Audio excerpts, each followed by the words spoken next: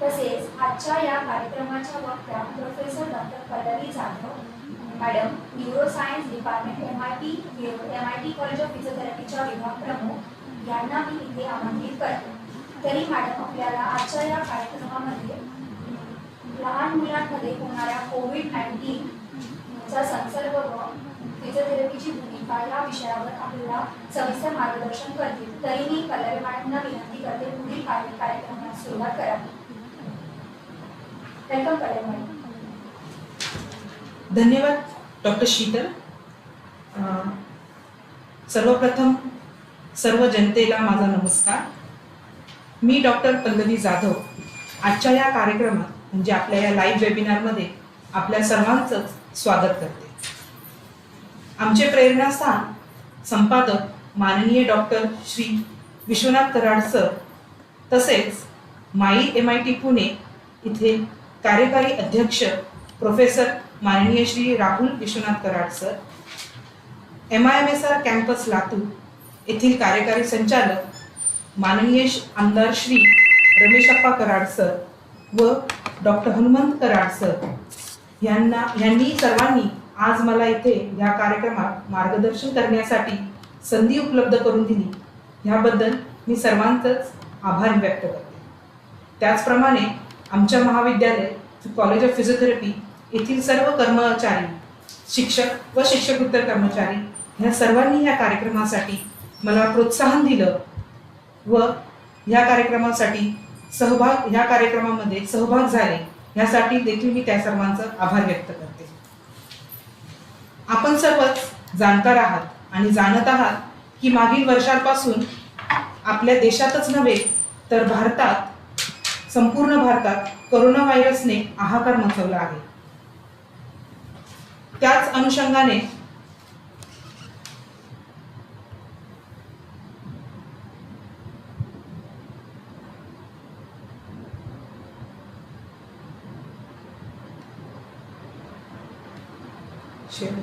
Screen share होती है।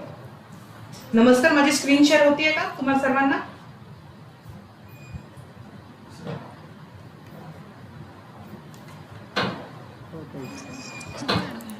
नमस्कार, हाँ धन्यवाद।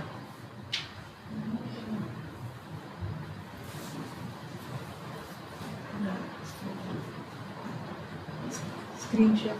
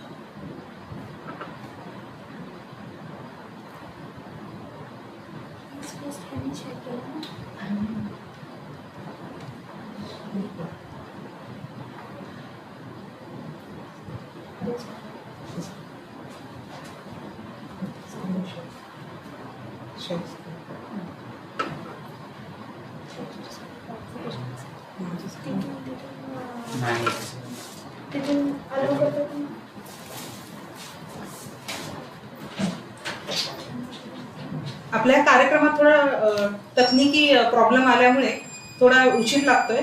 आपण 2च मिनिटं थांबावे सगळ्यांनी। मी कार्यक्रम लवकरच परत चालू करते।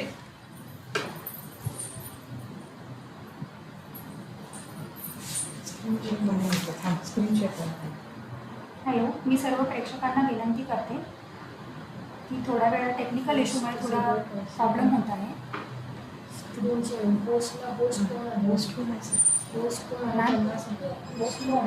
इथे इथे इथे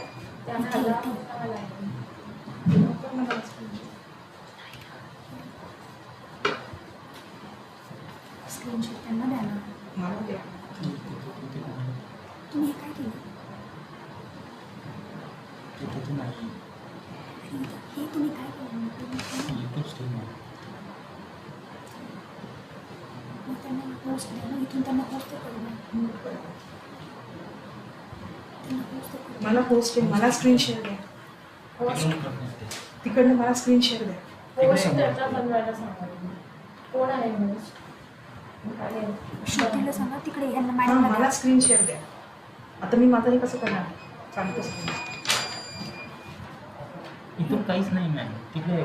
मग तिकडनं करा ना मीटिंग सगळं. तुम्ही कुठे घेतली मला स्क्रीन शेअर करू द्या ना. तिकडे जा. पोस्ट तर तिकडे आहे. इथे फक्त एक गोष्ट आहे ना. आता कसं बनवू? इथे सगळं पीपीटी आहे. पीपीटी इथे आहे ना, पण आता त्या लॅपटॉपमध्ये पीपीटी घेऊ पण पीपीटी पोस्ट केलं. खूप बाजूला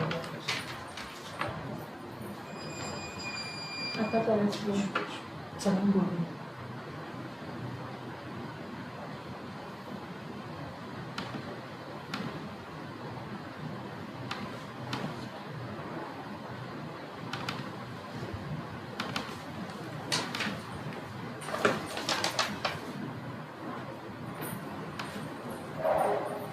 नमस्कार. सर्व प्रेक्षकांना प्रथम दिलगिरी व्यक्त करते की थोडं टेक्निकल प्रॉब्लेममुळे आपल्याला थोडं वाट बघावी लागली आमच्या ह्या कार्यक्रमाची. आपण पुन्हा सुरुवात करूया.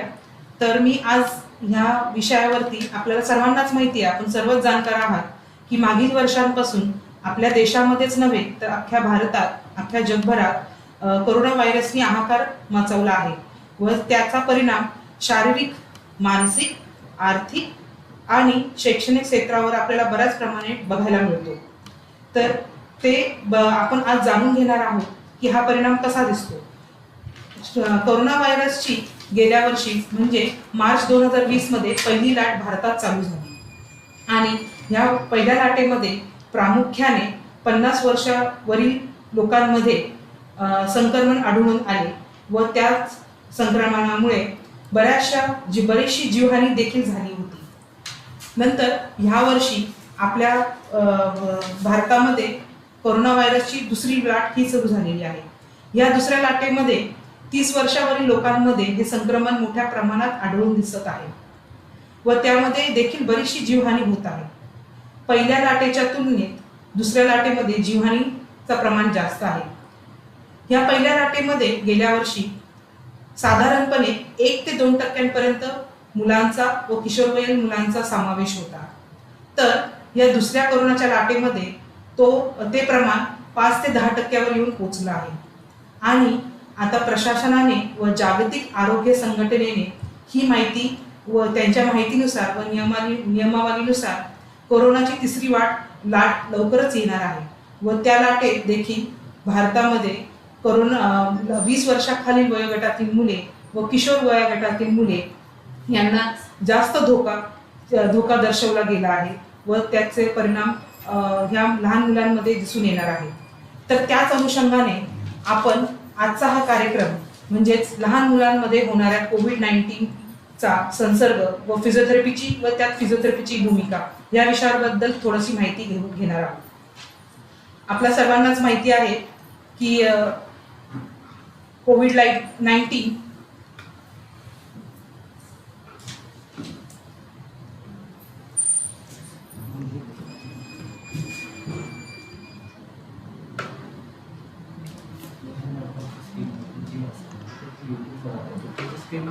लहान मुलांमध्ये ही लाट चालू होणार आहे.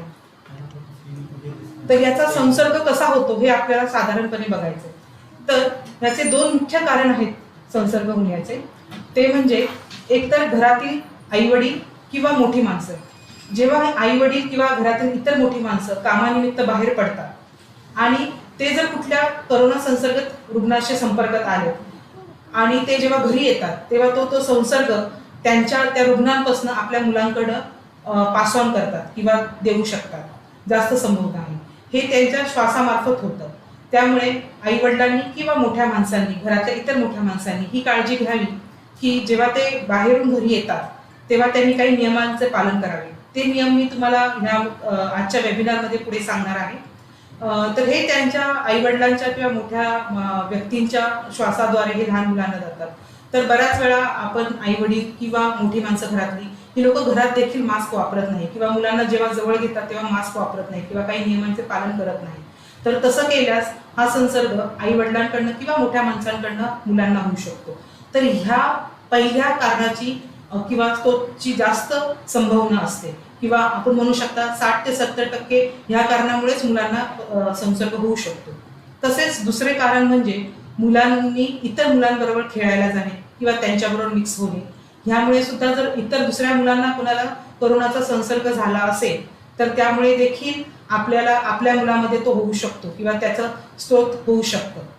तर याला टाळण्यासाठी जेव्हा मुलं इतर मुलांबरोबर खेळायला जातात किंवा गर्दीच्या ठिकाणी जातात तर त्यांना अशा वेळेस कंपल्सरी मास्क हा वापरला पाहिजे किंवा सॅनिटायझेशनचा वापर केला पाहिजे. तर हे दोन मुख्य कारणं आहेत की मोठ्यांपासनं किंवा घरातल्या आईवडिलांपासनं किंवा मोठ्यांपासनं मुलांना हे कोरोनाचा संसर्ग होऊ शकतो. तर ह्या कोरोनाचा जर संसर्ग झाला मुलांमध्ये तर त्यात आपल्याला प्रामुख्याने कोणती लक्षणं आढळून येतात तर त्यात अंगदुखी, ताप येणे, सर्दी होणे, खोकला होणे किंवा जिभेवरची चव जाणे, वास न येणे, हे काही बेसिक लक्षणं आहेत. ही लक्षणं मुलांमध्ये दिसतात. आणि हे जर ही लक्षणं ह्याच्या पुढे जाऊन काही मुलं पोटात दुखतं. आजकाल जे आम्हाला ह्या दुसऱ्या लाटेमध्ये बघायला मिळत आहे हॉस्पिटलमध्ये किंवा रुग्णालयात की काही मुलांमध्ये पोटात दुखतं, जुलाब होतात, उलट्या होतात, अशी देखील लक्षणे दिसतात. आणि आईवडिलांना वाटतं की फक्त त्याला जुलाब उलट्या होत आहेत किंवा पोटात दुखते तर हा काही कोरोना नाही आहे. त्याच्यामुळे ते लवकरात लवकर डॉक्टरांचा उपचार न घेता घरच्या घरी अंगावर हा आजार काढतात. तर माझी सर्व पालकांना किंवा जनतेला ही विनंती आहे की जर अशी काही लक्षणं जरी देखील तुमच्या मुलांमध्ये तुम्हाला संभवली तर लवकरात लवकर त्वरित त्यांनी हॉस्पिटलमध्ये बालरोग तज्ज्ञ किंवा इतर कुठल्याही डॉक्टरांशी त्यांनी संपर्क साधावा व त्यांची मार्गदर्शनाखाली त्यांनी पुढील उपचार करावा. तसेच डॉक्टरांच्या सल्ल्याने व मार्गदर्शनाने त्यांचे काही तपासण्या करून घ्याव्या लागतात, ज्या काही गरजेच्या तपासण्या आहेत. जर डॉक्टरांना असं आढळलं की हे मूल, हे किशोर वयातील मूल किंवा हे लहान मूल 20 वयाखाली यांना कोरोनाचा संभावना आहे तर ते काही रक्ताच्या तपासण्या करायला सांगतात. या रक्ताच्या तपासण्या म्हणजे काही बेसिक CBC तपासणी आहे, CRP आहे, ज्याच्यामध्ये त्यांना संसर्ग झाला आहे की नाही जंतूचा ते कळतं. परत RT-PCR हे आपल्या सर्वांनाच माहिती आहे. आता RT-PCR करावा लागतो कोरोना झाला तर याला घाबरून न जाता तुम्ही लवकरात लवकर त्या मुलाचं RT-PCR किंवा CRP करून घ्यावं, जेणेकरून जितकं लवकर निदान लागेल तितक्या लवकर उपचार सुरू करता येईल आणि आपल्या मुलाचा धोका पुढचा टाळता येईल. तर उपचार पद्धतीमध्ये सुद्धा आपण जेव्हा हा कोरोना संसर्ग होतो मुलांमध्ये तर हा 3 भागांमध्ये होतो किंवा आपण उपचार पद्धती ह्या 3 भागांमध्ये विभाजू शकतो. जसं की काही मुलांना अगदी माइल्ड किंवा अगदी कमी सौम्य लक्षणे दिसतात, जसं ताप येणे, फक्त ताप येणे आणि अंगदुखी असणे. तर हे माइल्ड किंवा सौम्य पद्धतीची जी लक्षणं आहेत ही जर तुमच्या मुलांमध्ये आढळली तर त्याला त्वरित घरी विलगीकरण करावे व त्याला भरपूर सकस असा पौष्टिक आहार द्यावा, भरपूर पाणी पाजावे, ताणतणावापासून दूर ठेवावे, आराम करायला लावावा व त्याबद्दल लवकरात लवकर बालरोग तज्ज्ञांना भेट देऊन त्यांच्या सल्ल्यानुसार काही औषधं गोळ्या चालू करावे. जसं तापासाठी पॅरासिटामॉल देतात, पण हे तुम्ही घरच्या घरी न घेता तुम्ही डॉक्टरांच्या सल्ल्यानेच घ्यावा. परत दुसरा प्रकार आहे म्हणजे ज्याच्यामध्ये थोडासा तीव्रते पद्धतीने लक्षणं दिसतात, म्हणजे नुसताच ताप नव्हे तर सर्दी खोकला आढळला जातो किंवा अशा अंगदुखी आढळले जाते. तर ह्या मुलांना लवकरात लवकर हॉस्पिटलमध्ये तुम्ही बालरोग तज्ज्ञांना किंवा मेडिसिनच्या विभागात दाखवून लवकरात लवकर ह्या मुलांना विलगीकरण करावे. जर गरज वाटलीच तर त्यांना तिथे हॉस्पिटलमध्ये ॲडमिट करून घ्यावे व सलाईन आणि अँटीबायोटिकचा उपचार सुरू करावा. आणि तिसरा प्रकार आहे की ज्याच्यामध्ये जास्त प्रमाणात किंवा तीव्र प्रमाणात लक्षणे असे दिसून येतात आणि त्यांच्यामध्ये श्वास घेणे देखील अवघड होते किंवा त्याच्या व्यतिरिक्त त्यांना पोटदुखी, उलट्या जुलाब होतात आणि श्वास घेण्याला धाप लागते किंवा बोलताना, चालताना, काही शारीरिक हालचाल करताना देखील त्यांना धाप लागते. तर अशा मुलांना कंपल्सरी त्यांचं प्राणवायू म्हणजे ऑक्सिजनचं लेवल मॉनिटरिंग करावं लागतं 24 तास व त्यांना गरज पडल्यास अतिदक्षता विभागामध्ये सुद्धा भरती केलं जातं. आणि हे सर्व जिथे ह्या सगळ्या वैद्यकीय सुखसुविधा उपलब्ध असतील अशा हॉस्पिटलमध्ये तुम्ही सगळं दाखल करावं. तिथे बालरोग तज्ज्ञांचं सल्ला व मार्गदर्शन घेऊन लवकरात लवकर उपचार चालू करा.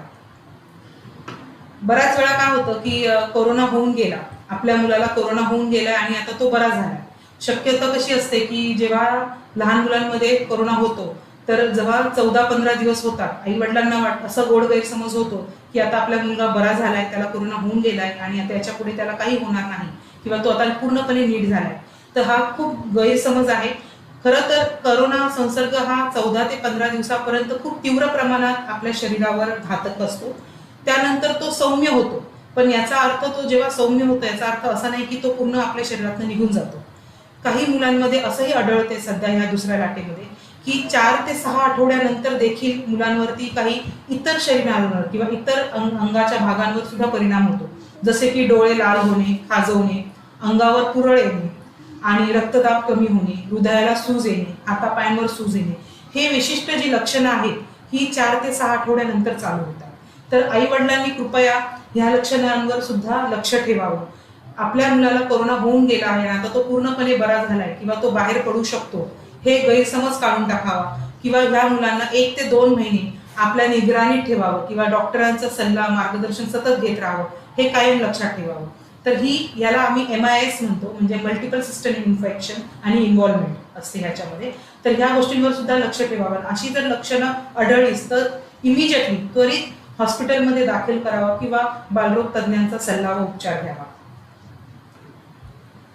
आता ह्यापुढे आपण कोरोना संसर्ग कसा होतो किंवा त्याच्यामध्ये काय लक्षणं आपल्याला आढळतात, परत त्याचं काय इन्व्हेस्टिगेशन्स केली पाहिजे, काय तपासण्या केल्या पाहिजे, काय उपचार केले पाहिजे, त्या व्यतिरिक्त आपल्या पाल्यांमध्ये काय काळजी घेतली पाहिजे हे जास्त महत्वाचं आहे. आणि आपल्याला जर वाटत असेल की तिसरी लाट आपल्या घरी येऊ नये किंवा आपल्या घरात लहान मुलांपासून ते वृद्धांपर्यंत तिसऱ्या लाटेचा दुष्परिणाम किंवा परिणाम होऊ नये, तर आपण ह्या गोष्टींचं काळजी घेतली पाहिजे.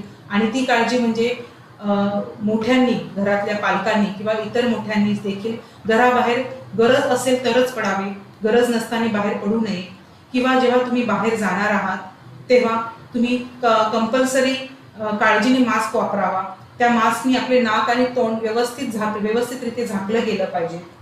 जेव्हा तुम्ही घराबाहेरून परत घरी येता तेव्हा घरी आल्यावरती कंपल्सरी स्वच्छ हात धुणे, साबणाने हातपाय धुणे, सॅनिटायझरचा वापर करणे, हे सगळं लक्षात हे अशी काही काळजी घेतली पाहिजे. बरं, जेव्हा तुम्ही गर्दीच्या ठिकाणी जाता, गर्दीच्या ठिकाणी देखील तुम्ही इतर लोकांशी 2 फुटाचे अंतर ठेवावे. आणि बोलताना किंवा तुम्ही बाहेर गर्दीत वावरताना देखील तुम्ही मुलांना घेऊन जाऊ नये किंवा वावरताना तुम्ही मास्कचा वापर करावा. ही सगळी काळजी घेतली पाहिजे. जागतिक आरोग्य संघटनेच्या नुसार 2 वर्षावरील सर्व मुलांनी कंपल्सरी त्यांच्या पालकांनी त्यांना बाहेर जाताना किंवा इतर मुलांबरोबर खेळताना मास्कचा वापर करावा. जर ते मूल 2 वर्षापेक्षा किंवा किशोर वयातील मुलांना मास्कचा वापर करता येत नाही, कारण का त्यांना सांगता येत नाही की त्यांना आतमध्ये श्वास कोंडतोय, हे सांगता येत नाही, हे त्यांना व्यक्त करता येत नाही, तर त्यासाठी त्यांना गर्दीच्या ठिकाणी नेणं टाळावं. हे सर्वात उत्तम पर्याय राहील.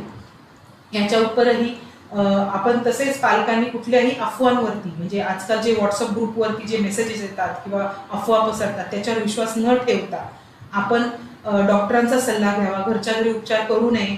त्वरित काही लक्षणं आढळल्यास डॉक्टरांचा सल्ला घ्यावा किंवा गरज पडलीच तर हॉस्पिटलमध्ये ॲडमिट करावं. ह्या सर्व गोष्टींची दक्षता घ्यावी. आता प्रत्येक पाल्यांनी किंवा पालकांनी माझी मुले ते निरोगी राहणे ह्यासाठी ही त्यांची स्वतःची जबाबदारी किंवा स्वजबाबदारी अशी हे बजावली पाहिजे आणि हे लक्षात ठेवलं पाहिजे. तर ह्या सगळ्या जर संक्रमणातनं आपल्या मुलाला जर कोरोनाचं संक्रमण झाला तर त्यातनं जेव्हा संक्रमण होतो किंवा संक्रमण होऊन गेल्यानंतर देखील बऱ्याचशा मुलांमध्ये असं आढळलेलं आहे की त्याला श्वासाचा जास्त त्रास होतो, फुफ्फुसाच्या कार्यक्षमतेवर त्याचा जास्त परिणाम होतो. तर अशा वेळेस ह्या फुफ्फुसाची कार्यक्षमता वाढवण्यासाठी किंवा शारीरिक कार्यक्षमता वाढवण्यासाठी आपल्याला भौतिक उपचार म्हणजेच फिजिओथेरपीची सुद्धा भूमिका किंवा उपचार महत्त्वाचे आहे. आणि हे उपचार घेण्यासाठी तुम्ही तज्ज्ञ भौतिक उपचारांचाच सल्ला घ्यावा किंवा मार्गदर्शन घ्यावं. होतं काय की कोरोना संसर्ग झाल्यानंतर तो जसा इतर अवयवांवरती आणि मुख्यतः फुफ्फुसावरती त्याचा घातक असतो, त्यामुळे फुफ्फुसाची कार्यक्षमता कमी होते, ज्यामुळे ह्या फुफ्फुसाच्या माध्यमातून ऑक्सिजन जे आपल्या प्राणवायू जे आपल्या अख्ख्या शरीरात भिनवतं आणि त्यामुळे आपल्याला ऊर्जा मिळते किंवा काम करण्यासाठी आपल्याला जी ऊर्जा मिळते, ताकद मिळते, त्यामुळे आपल्याला स्नायूंवरती लवचिकता असते तर ती कमी होते. त्यामुळे आपल्याला असं दिसून येतं की त्या मुलांमध्ये करोना झाल्यावरती किंवा झाल्यानंतर देखील या मुलांमध्ये अशक्तपणा किमान 1 ते 2 महिना हा अशक्तपणा राहतो. तर त्यासाठी त्यांना व्यायाम उपचार काय करावा हे मी आज तुम्हाला या माध्यमातून सांगणार आहोत. तर ह्या मुलांमध्ये काही श्वासाचे जे व्यायाम आहेत म्हणजे आपल्याला काही लक्षणं दिसतात, जशी मुलांमध्ये शारीरिक कार्यक्षमता कमी होते, धाप लागते, तर ह्या वाढवण्यासाठी आपण फिजिओथेरपीचा नियमित उपचार केला पाहिजे. तर या फिजिओथेरपीच्या नियमित उपचारामध्ये आपण काही खोल श्वास व्यायाम दाखवणार आहोत, त्याच्याबद्दल चर्चा करणार आहोत. ह्या व्यायामामध्ये जर मुले 4 वर्षावरील मोठी असतील तर त्यांना आपण एका स्थितीमध्ये म्हणजे किंवा बसवून किंवा उभे राहून या स्थितीमध्ये त्यांना घ्यावे. मुलांना स्वतःचा एक हात छातीवर व दुसरा हात जसे या चित्रामध्ये दाखवत आहे छातीवर व दुसरा हात पोटावर ठेवायला सांगावा आणि नाकाद्वारे खोलवर श्वास घ्यावा, जेणेकरून छाती व पोट फुगेल ह्या पद्धतीने श्वास घ्यायला लावायचा आणि तो श्वास तोंडाद्वारे हळूवार सोडायचा, जेणेकरून छाती व पोट आतमध्ये ओढली जाईल. हे करत असताना लहान मुलांना आपण त्यांना फुंकर मारतो ह्या पद्धतीने त्यांना ते ही क्रिया करायला सांगावी.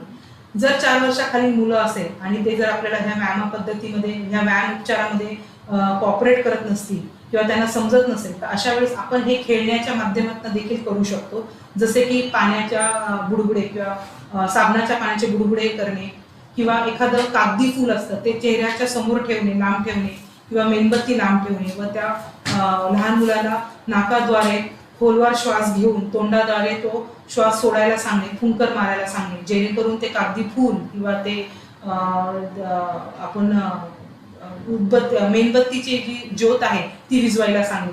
तर हे असे काही जे खेळण्याद्वारे जे प्रकार आहेत हे करून घ्यायला लावायचे की जेणेकरून ते मूल आपल्याला ह्या व्यायामामध्ये सहभाग होतो, परत ते एन्जॉय करतं, ह्या व्यायामाला ते एन्जॉय करतं. तसंच मुलांना खोकला शिकवणे किंवा खळखळून हसवणे की जेणेकरून त्यांची श्वास म्हणजे ऑक्सिजन घेण्याची आणि सोडण्याची क्रिया जास्त पद्धतीने वाढते. या व्यतिरिक्त दुसरा प्रकार आहे छाती विस्तार व्यायाम, याला आम्ही म्हणतो, किंवा चेस्ट मोबिलिटी एक्सरसाइजेस. यामध्ये हाता व पायाच्या व्यायामाबरोबरच छातीचं देखील व्यायाम होतो. यामध्ये हाताची व मानेची हालचाल करावी लागते. प्रथमतः मुलाला उभं करणे व खुर्चीत बसवणे आणि त्यांना मान व डोके हाताच्या साह्याने वरती घ्यायला लावणे म्हणजे छताकडे पाहायला लावणे आणि ते जेव्हा छताकडे बघत असतात त्यावेळेस त्यांना दीर्घ श्वास नाकाद्वारे घ्यायला सांगायचा आणि छाती फुगवायला लावायची.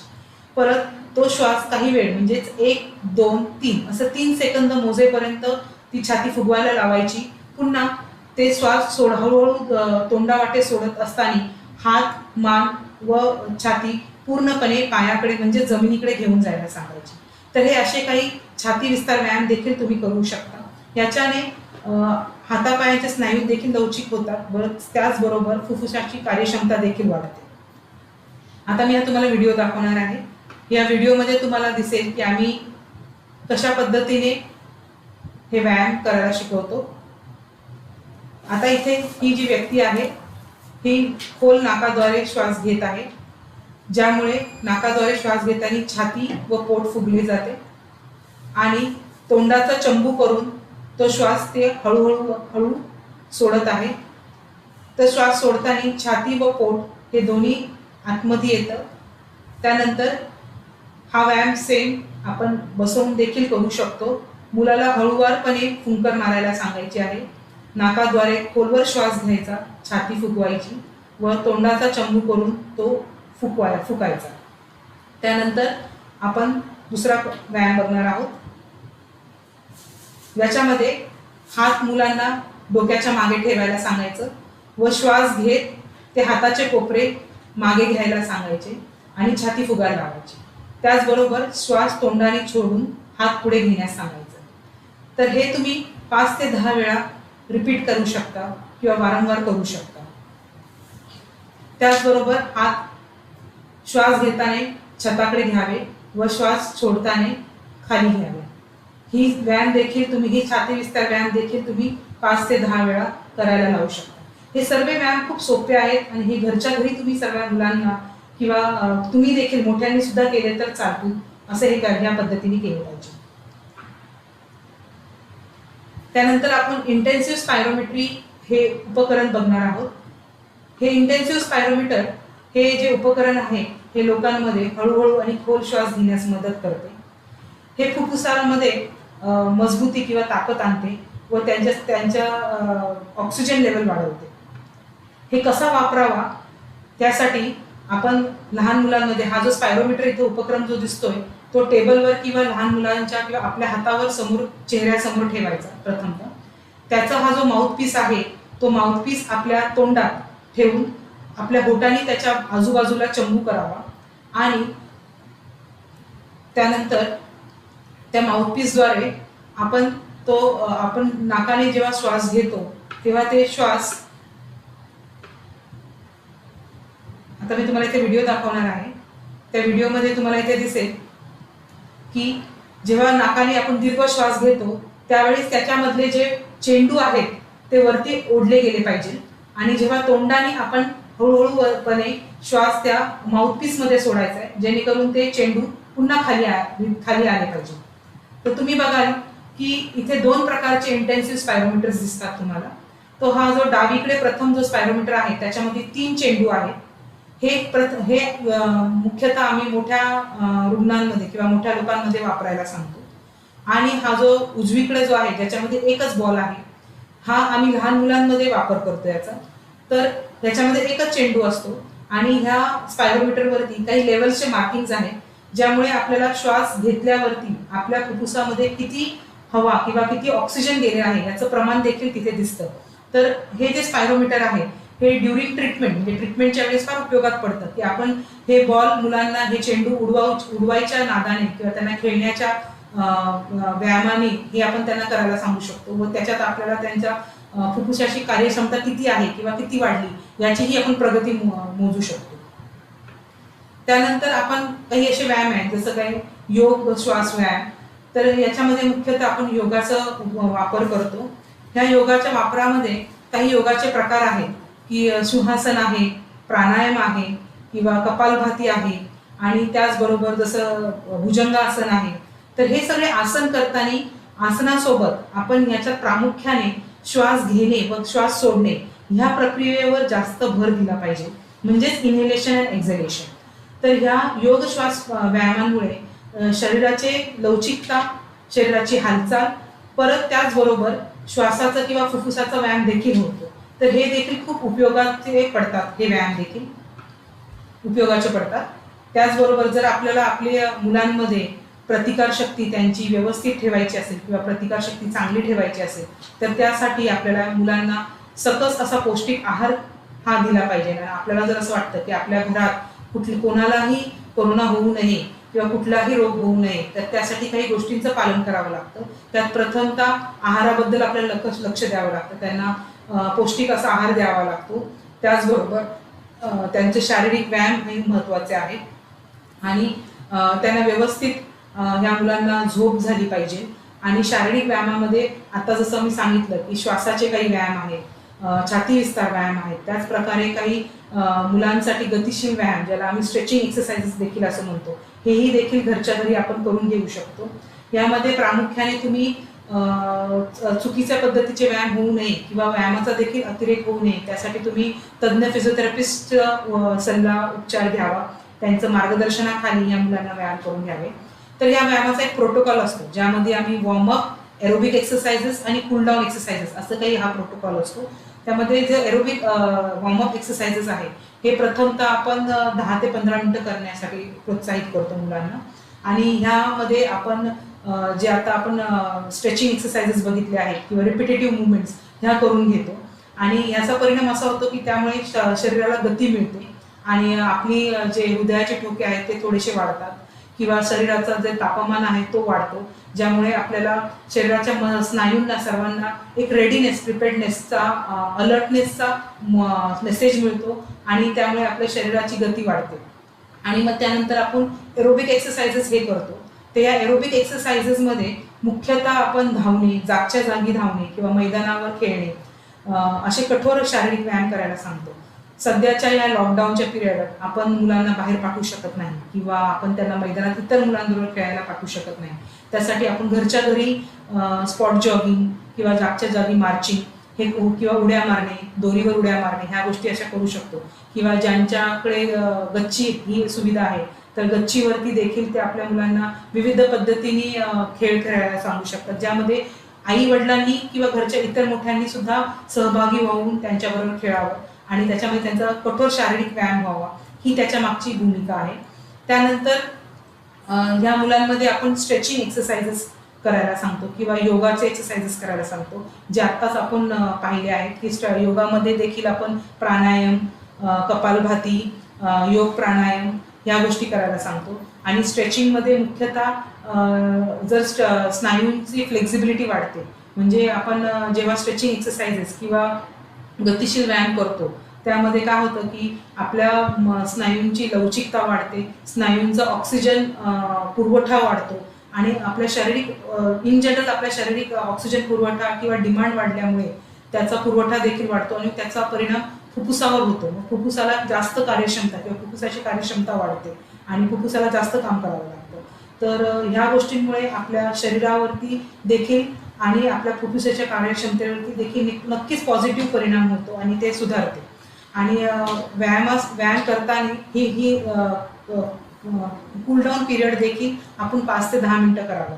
आणि त्याचबरोबर जे स्ट्रेचिंग एक्सरसाइजेस आहेत त्या स्ट्रेचिंग एक्सरसाइजेसमध्ये प्रत्येक स्ट्रेचिंग पोझिशन किंवा स्थिती ही 10 ते 30 सेकंद आपण मेंटेन ठेवली पाहिजे, जेणेकरून त्याचा फायदा नक्कीच होईल. त्याचबरोबर आपण आता हे जे बघितले की आपण ह्या घरच्या घरी हे व्यायाम केले पाहिजे, तर त्याच्यासोबत सर्वात महत्त्वाचं आपल्याला जर हे करोनाचं संक्रमण टाळायचं असेल किंवा ही करोनाची लाट, तिसरी लाट आपल्या घरी येऊन द्यायची नाही आहे किंवा ही टाळायची असेल, तर त्यासाठी काही गोष्टींचं काय करावं लागणार आहे आपल्याला सर्वांनाच आणि काही करू नये ह्या ज्या महत्त्वाच्या गोष्टी आहेत.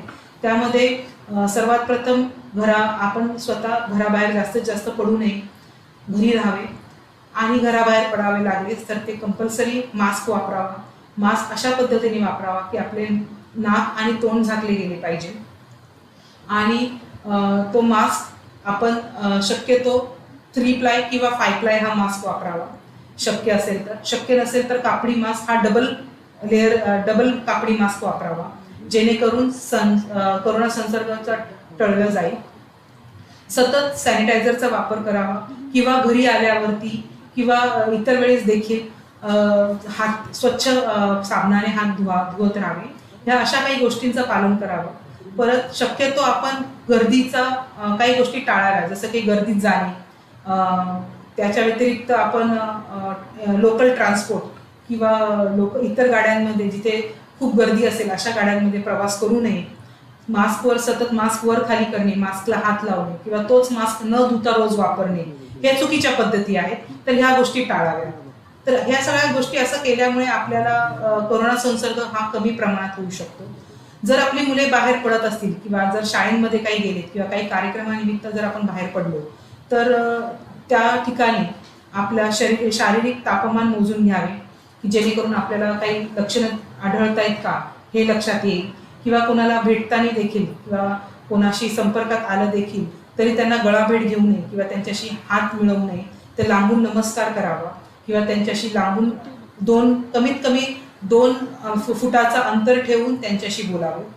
व जर तुम्हाला तुमच्या मुलांमध्ये काही लक्षणं आढळल्यास ते त्वरित बालरोग तज्ज्ञ किंवा मेडिसिन विभागामध्ये संपर्क साधून त्यांचा सल्ला व उपचार घ्यावा. आणि मला असं वाटतं आमच्या ह्या सगळ्या गोष्टींना तुम्हाला जर असं वाटत असेल की अशी काही लक्षणं तुमच्या मुलांमध्ये किंवा तुमच्या घरात कोणाला देखील दिसत असेल तर लवकरात लवकर आमच्या इथे म्हणजेच यशवंतराव चव्हाण ग्रामीण रुग्णालय जे MIMSR मेडिकल कॅम्पस लातूर इथे आहे, त्यात आम्ही गेल्या वर्षापासून म्हणजे 2020 पासून कोविड रुग्णांसाठी अंतरुग्ण सुसज्ज असं वैद्यकीय सुसज्ज असलेलं अंतरुग्ण अतिदक्षता हे उपलब्ध ह्या सगळ्या सुविधा उपलब्ध केलेल्या आहेत व त्याचा बराचसा फायदा लातूर शहर लातूर ग्रामीण या भागात देखील झालेला आहे. आमच्या इथे बरेचसे कोविड रुग्ण आतापर्यंत इथे उपचार घेतलेला आहे व ते यशस्वीरित्या बरे देखील झालेले आहेत. तसंच जर लहान मुलांमध्ये देखील जर तुम्हाला ही लक्षणं आढळलीच तर लवकरात लवकर तुम्ही यशवंतराव चव्हाण ग्रामीण रुग्णालयामध्ये भेट द्यावी. इथे वैद्यकीय सुविधांनी सगळे उपलब्ध असलेले लहान मुलांचे किंवा बालरोग तज्ज्ञांची टीम आहे आणि त्याच अनुषंगाने इथे अंतरुग्ण विभाग देखील सुसज्ज केलेला आहे किंवा अतिदक्षता विभाग देखील सुसज्ज केलेला आहे आणि या सगळ्या सुविधा आम्ही यशवंतराव चव्हाण ग्रामीण रुग्णालय MIMSR मेडिकल कॅम्पस या कॅम्पसमध्ये उपलब्ध केलेला आहे. तसेच मी हा कार्यक्रम संपण्यापूर्वी जर आपल्याला असं वाटत असेल की आपल्या घरात कोरोना होऊ नये आणि आपली सर्वांची इम्युनिटी चांगली राहावी तर मी डॉक्टर पल्लवी जाधव पुन्हा सर्व जनतेला व सर्व नागरिकांना ही विनंती करते की ही सर्वस्व आपली जबाबदारी आहे. माझे कुटुंब हा कानमंत्र देते की माझे कुटुंब माझी मुलं ही माझी जबाबदारी. धन्यवाद. आणि हे बोलून मी माझे आजचं हे लाईव्ह वेबिनार संपवते आणि यापुढे मी डॉक्टर श्रुती यांना विनंती करते की त्यांनी कार्यक्रमाची सांगता करावी. धन्यवाद. धन्यवाद पल्लवी मॅम. मी प्रेक्षकांना विनंती करते जर तुम्हाला आजच्या आपल्या वेबिनारच्या लाईव्ह जे प्रक्षेपण झालं त्याबद्दल काही प्रश्न असतील काही शंका असतील तर तुम्ही इथे विचारू शकता. काही प्रश्न असतील तर कृपया तुम्ही तुमचा माईक अनम्यूट करा आणि इथे प्रश्न विचारू शकता.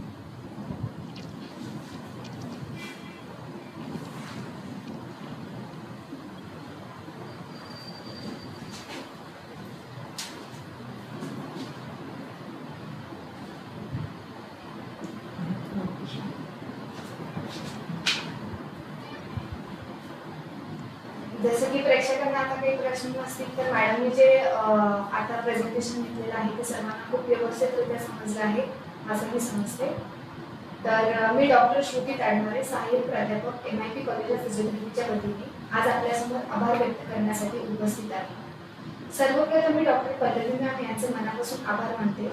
त्यांनी आपल्याला खूप सोप्या पद्धतीने आणि खूप सोप्या भाषेत आणि खूप चांगल्या पद्धतीने आपल्याला जो आपला आजचा विषय होता की लहान मुलांमध्ये होणारा COVID-19चा संसर्ग व त्यामध्ये फिजिओथेरपीची भूमिका काय हे आपल्याला त्यांनी खूप चांगल्या पद्धतीने समजावून सांगितलेले आहे.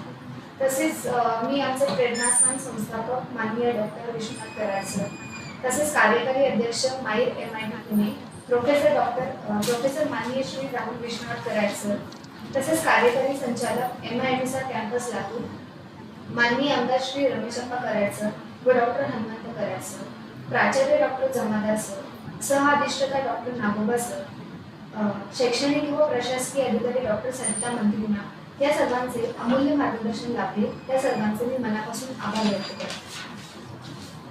तसेच इथं उपस्थित असलेले आपले सर्व पालक, शिक्षक वर्ग व इतर सर्व प्रेक्षक यांचे मी मनापासून आभार मानते. आपण आपल्या वेळात वेळ काढून आज आमच्या ऑनलाईन वेबिनारच्या कार्यक्रमाला उपस्थित राहिलात. तुमच्या उपस्थितीमुळे आपला कार्यक्रम यशस्वीरित्या पार पडला आहे. त्यामुळे मी तुम्हा सर्वांचे खूप मनापासून आभार मानते. तसेच याचबरोबर MIT कॉलेज ऑफ फिजिओथेरपीचे माझे सर्व सहकारी वर्ग यांनी वेळोवेळी सहकार्य करून हा कार्यक्रम यशस्वीरित्या केल्याबद्दल मी MIT कॉलेज ऑफ फिजिओथेरपीच्या संपूर्ण टीमचे आभार मानते. तसेच IT डिपार्टमेंटचे टीम व त्यांचे सहकारी यांनी केलेल्या सहकार्याबद्दल मी त्यांचेही मनापासून आभार मानते. तर आजचा हा आपला कार्यक्रम संपला असे मी जाहीर करते. अजूनही कोणाला काही प्रश्न विचारायचे असतील तर आपण प्रश्नोत्तर घेऊ शकतो. आपल्यापैकी काही पालकांना काही प्रश्न असतील तर तुम्ही आपला माईक अनम्यूट करून विचारू शकता. नमस्कार मॅडम, मी वर्षा सोनी बोलते. नमस्कार.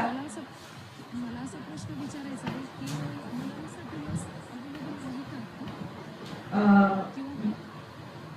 सध्या तरी मॅडम ती लस किती सुरक्षित असेल? मॅडम सध्या तरी लहान मुलांसाठी लस उपलब्ध नाही आहे. त्यावरती प्रशासनाचं व वैद्यकीय क्षेत्रावरचं काम चालू आहे आणि नक्कीच जर लस उपलब्ध झाली तर ती पूर्णपणे सुरक्षित असेल. कारण का सध्या जे लसीकरण चालू आहे ते सगळं मोठ्या किंवा 30 वर्षावरील 18 वर्षावरील लोकांसाठी चालू आहे आणि ते मोठ्यांमध्ये जितकं सुरक्षित आहे तितकंच ते लहान मुलांमध्ये देखील सुरक्षित राहणार आहे. तर त्याबद्दल आपण निश्चिंत राहावं आणि जेव्हा उपलब्ध होईल आपण यशवंतराव चव्हाण हॉस्पिटलमध्ये रुग्णालयामध्ये येऊन त्याची नक्कीच नोंद करावी आणि त्याची सुविधा घ्यावी. धन्यवाद. आणखीन कोणाला काही प्रश्न विचारायचा असेल तर ते जरूर विचारावा. कारण का हा कार्यक्रम जो आपला जनतेसाठीच आहे, त्यांच्याच प्रश्नांचं निरसन करण्यासाठी आहे.